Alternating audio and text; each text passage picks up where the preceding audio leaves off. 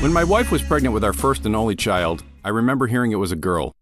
Thank God, I thought. Beside the overwhelming joy of expecting a princess, who would hopefully take after my wife, I felt relieved knowing that she was statistically much less likely than a boy to set the house on fire. She had a better chance of dying from natural causes, she wouldn't cost us a fortune in car insurance, and, speaking of autos, she probably wouldn't get into fistfights over parking spaces. As hoped, my daughter was a girly girl right out of the box. At 2, she showed an intense interest in fashion. She preferred dresses and wouldn't leave the house without a purse. She was able to color coordinate clothes in a way that I didn't learn until high school. She liked tea parties and especially unicorns. Now in 3rd grade, she takes pride in her appearance and hygiene, the polar opposite of most boys. Knowing that I'd have a girl, my only regret was that I wouldn't be able to pass down my vast array of potty humor, as my father had passed these things down to me.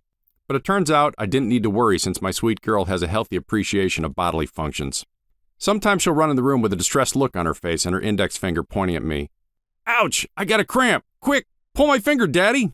Her grandfather and I taught her this old chestnut, so I'm not fooled. Still, I'm delighted to play the joke all the way through to where my girl rips one off and giggles with glee. As a toddler, my daughter fell in love with unicorns. She loves their bright colors, how they fly, the magic that shoots from their horns, and, perhaps most of all, the magic that shoots from their butts. She is quick to say that unicorns are propelled by gaseous rainbows that issue from their tailpipes. What's more, she insists that unicorn farts smell like cotton candy and they poop cupcakes. If I want to start a fight, I'll tell her that unicorn farts smell like night-blooming jasmine.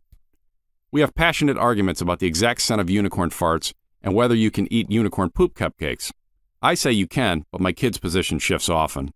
Her favorite Christmas present ever was when she was 6 and Santa brought her a baby unicorn doll that you feed and it poops out brightly colored slime. The doll, known as Poopsie, was a hot item for girls that year. Poopsie appealed to the mothering instinct, so it's one of those rare times when poop-themed humor has crossover appeal to girls. For my angel, Poopsie was a dream come true. Daddy, look at this giant poopy do my unicorn made, she would say while pointing to a pile of rainbow slime on my kitchen table.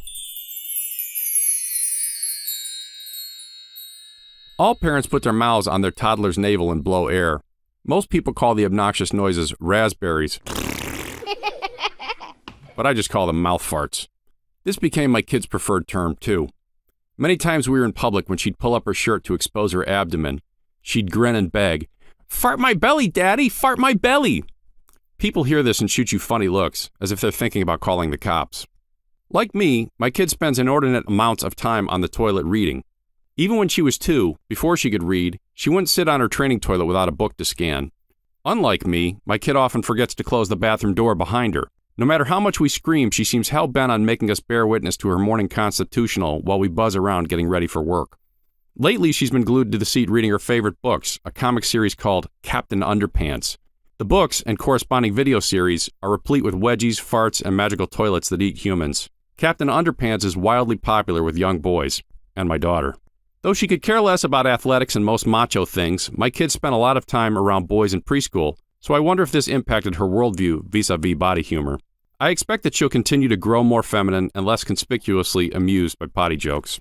This makes me a little sad, so I'm hoping she'll always keep a little of the Howard Stern humor, if only between the two of us. I see her 20 years from now, unspeakably beautiful in her wedding dress as I get ready to walk her down the aisle. We'll both be nervous, and maybe she'll take pity on me just before I give her away forever. Maybe she'll stick out her finger and say, "Ah, I got a cramp! Quick, pull my finger, Dad!"